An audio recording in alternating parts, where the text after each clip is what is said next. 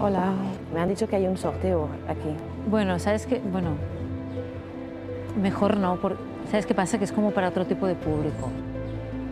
Que no es para ti, es gente más normal, vaya, otro Pero tipo normal de público. como esta señora. Sí. Perdona, gente normal también es ella, ¿eh? Claro. Tú a lo mejor eres la extraña. O sea que no puedo participar al sorteo. No. Si ya no participo, yo tampoco. No, me pero no hay parece bien. problema. ¿Por qué no? No, no me parece bien. ¿Por qué no? Porque todo el mundo tiene derecho, ¿no? Como yo. Yo no soy racista, lo que pasa es que me gusta que todo esté como ordenado. Mira, ¿sabes lo que te digo? Ni yo, ni tú, ni nadie. Por favor, qué vergüenza dais, ¿eh? O sea, tiene el mismo derecho, yo lo entiendo. Claro, aquí todo el mundo tiene derechos menos nosotros. ¿Me lo devuelves? ¿Por? Que no me parece bien esto que acabas de hacer. Pero... Reflexiona, actúa, denuncia. Ante el racismo, no te calles.